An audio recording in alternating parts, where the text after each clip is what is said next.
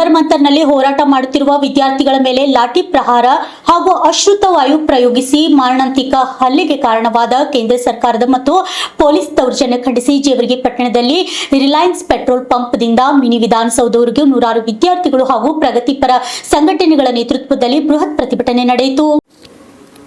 Neat ಪ್ರಶ್ನೆ ಪತ್ರಿಕೆ ಸೋರಿಕೆಯನ್ನು ವಿರೋಧವಾಗಿ ವಿದ್ಯಾರ್ಥಿಗಳು ನ್ಯಾಯ ಒದಗಿಸುವಲ್ಲಿ ಕೇಂದ್ರ ಸರ್ಕಾರ ವಿಫಲವಾಗಿದೆ.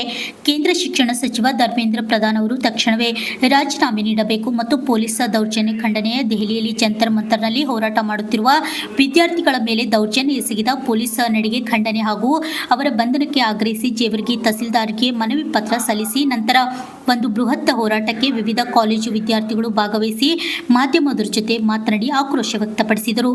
ಲಕ್ಷ್ಮಣ್ ಪವಾರ್, ರಾಜ್ಯ 32 ಕನ್ನಡ ನ್ಯೂಸ್, ಜೇವರ್ಗಿ.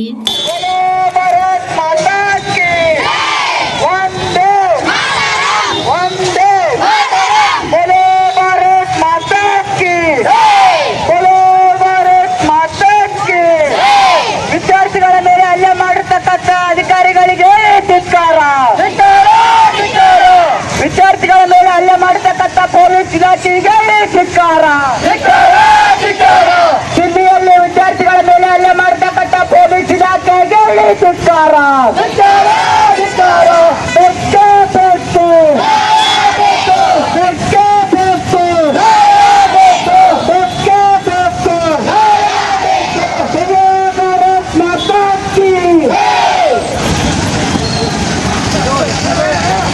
ವಿದ್ಯಾರ್ಥಿಗಳಲ್ಲಿ ಮಾಡತಕ್ಕಂಥ ಪೊಲೀಸ್ ನಾಯಿಗಳಿಗೆ ಧಿಕ್ಕಾರ. ದಿಲ್ಲಿಯಲ್ಲಿ ಪೊಲೀಸ್ ಅಧಿಕಾರಿಗಳಿಗೆ ವಿದ್ಯಾರ್ಥಿಗಳ ಮೇಲೆ ಹಲ್ಲೆ ಮಾಡತಕ್ಕಂಥ ಅಧಿಕಾರಿಗಳಿಗೆ ಧಿಕ್ಕಾರ. ಪೊಲೀಸ್ ಬರಲಿ, PS ಬರಲಿ, PC ಬರಲಿ, SP ಬರಲಿ, CM ಬರಲಿ.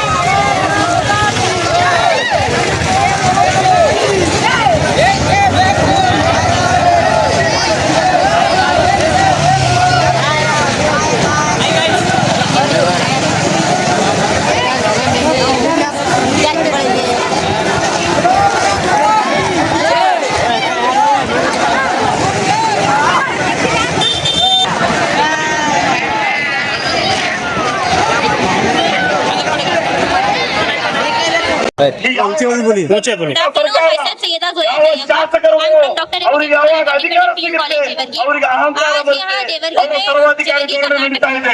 ಇವತ್ತು ನೀವು ನೋಡ್ರಿ ಜೇವರ್ಗಿಯಲ್ಲಿ ಕೂಡ ಹಾಗೆ ನಡೀತಾ ಇದೆ. ಇವತ್ತು ನಮ್ಮ ದಲಿತ ತಾಯಂದರು, ದಲಿತ ನಮ್ಮ ಅಕ್ಕ ತಂಗಿಯವರು 4 ತಿಂಗಳಿನಿಂದ ನಿರಂತರವಾಗಿ ಹೋರಾಟ ಮಾಡ್ತಾ ಇದ್ದಾರೆ. ಇಲ್ಲಿನ ನಮ್ಮ ಶಾಸಕರು ಡಾಕ್ಟರ್ ಅಜಯ್ ಸಿಂಗ್ ಅವರು ಇಲ್ಲಿವರೆಗೆ ನಮ್ಮ ಮಹಿಳೆಯರ, ನಮ್ಮ ದಲಿತ ತಾಯಂದಿರ ಹೋರಾಟದ ವಿಷಯವನ್ನು ಅಳಿಸಲು ತಯಾರಿಲ್ಲ.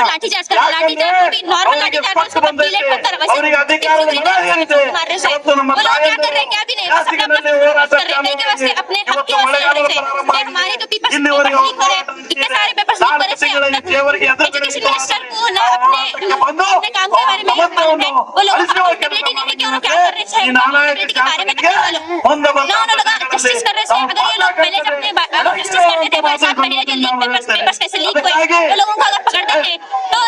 बच्चे ना लाठीचार्ज बच्चे ना प्रोटेस्ट करते थे होता था लाठीचार्ज होते थे हमारी जनरेशन के साथ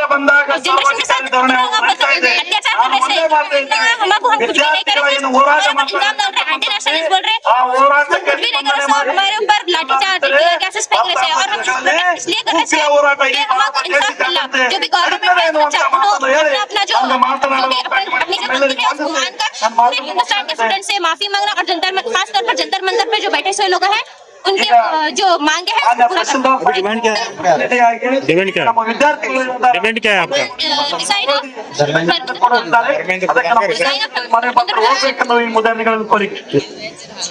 मोटिव ये है कि धर्मेंद्र प्रधान रिजाइन करें।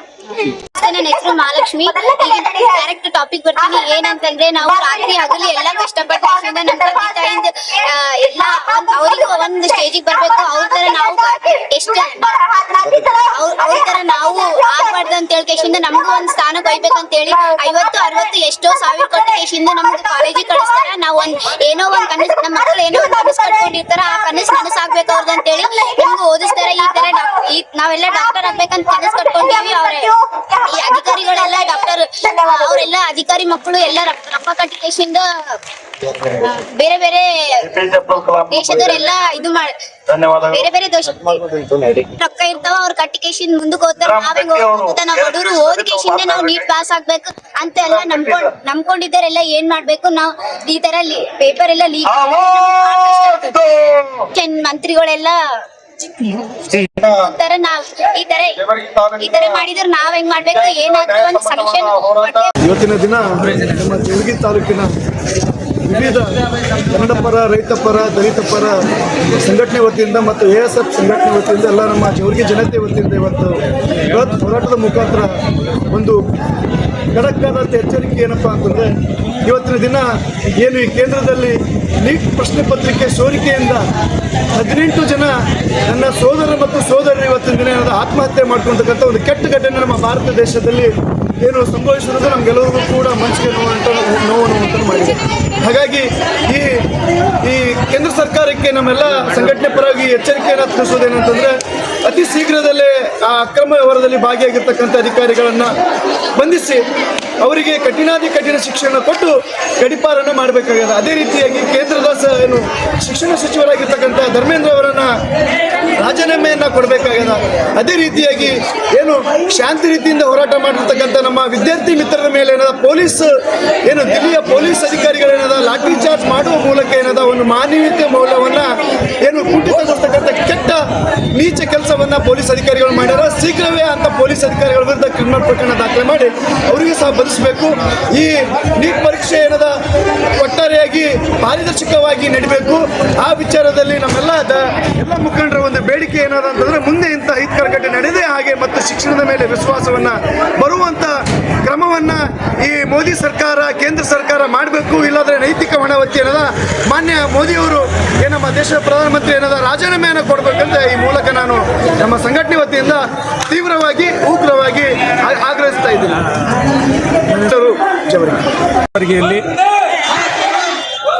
ವಿದ್ಯಾರ್ಥಿಗಳ ಸಂಘದ ವತಿಯಿಂದ ಹಾಗೂ ಜೇವರ್ಗಿಯ ಪ್ರಗತಿಪರ ಸಂಘಟನೆಗಳ ನೇತೃತ್ವದಲ್ಲಿ ಏನು ದೆಹಲಿಯ ಜಂತರ್ ಮಂತರ್ನಲ್ಲಿ ವಿದ್ಯಾರ್ಥಿಗಳ ಒಂದು ನ್ಯಾಯಯುತ ಹೋರಾಟವನ್ನು ಬೆಂಬಲಿಸಿ ಇವತ್ತೊಂದು ಬೃಹತ್ ಪ್ರತಿಭಟನಾ ಮೆರವಣಿಗೆಯನ್ನು ಹಮ್ಮಿಕೊಂಡಿದ್ದೀವಿ.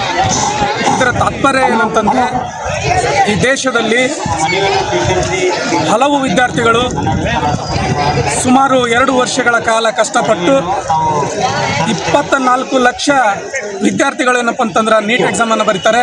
ಅದರ ತಾತ್ಪರ್ಯ ಏನಾಗ್ತದೆ ಅಂತಂದರೆ ಪ್ರಶ್ನೆ ಪತ್ರಿಕೆ ಸೋರಿಕೆ ಆ ಸೋರಿಕೆಯನ್ನು ವಿರೋಧಿಸಿ ಶಾಂತಿಯುತವಾಗಿ ಪ್ರತಿಭಟನೆ ಮಾಡತಕ್ಕಂಥ ವಿದ್ಯಾರ್ಥಿಗಳ ಮೇಲೆ ದೆಹಲಿಯ ಕೇಂದ್ರ ಸರ್ಕಾರ ಅವರ ಮೇಲೆ ಅಮಾನುಷವಾಗಿ ನಡೆದುಕೊಳ್ಳತಕ್ಕಂಥ ವಿಷಯನ ನಾವು ಖಂಡನೆ ಮಾಡ್ತಿದ್ದೇವೆ. ಇವತ್ತು ನೀಟ್ ಪರೀಕ್ಷೆ ಅಂತಂದ್ರೆ ಏನು?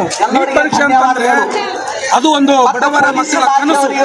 ಹೇಗೆ ಕನಸಪ್ಪ ಅಂತಂದ್ರೆ ಅದು 2 ವರ್ಷಗಳ ಶ್ರಮ, ಅವರ ತಾಯಿ ತಂದೆ ಪಟ್ಟಿರ್ತಕ್ಕಂಥ ಕಷ್ಟದ ಏನು ಇವತ್ತು ಸಂದರ್ಭ ಹೆಂಗ್ ಬಂದಿದಪ್ಪ ಅಂತಂದ್ರೆ ಇವತ್ತ ರೊಕ್ಕಿದ್ದವ ಅಂತ ಸೀಟ್ಗಳನ್ನ ಖರೀದಿ ಮಾಡುವುದರ ಮುಖಾಂತರ ನಿಜವಾದ ವಿದ್ಯಾರ್ಥಿಗಳಿಗೆ ಅವರು ಭವಿಷ್ಯವನ್ನ ಒಳ್ಳೆ ಹೊಡಿತಕ್ಕಂಥ ಕೆಲಸ ಕೇಂದ್ರ ಸರ್ಕಾರ ಮಾಡ್ತಿದೆ. ಅದನ್ನ ನಾವು ಬಲವಾಗಿ ಖಂಡಿಸ್ತೇವೆ. ಹಾಗಾಗಿ ನೀಟ್ ಎಕ್ಸಾಮ್ ಅಂತಂದ್ರೆ ಅದು ಬಡ ಕಾರ್ಮಿಕರ ಮಧ್ಯಮ ವರ್ಗದ ಮಕ್ಕಳ ಡಾಕ್ಟರ್ ಆಗುವಂತ ಕನಸು.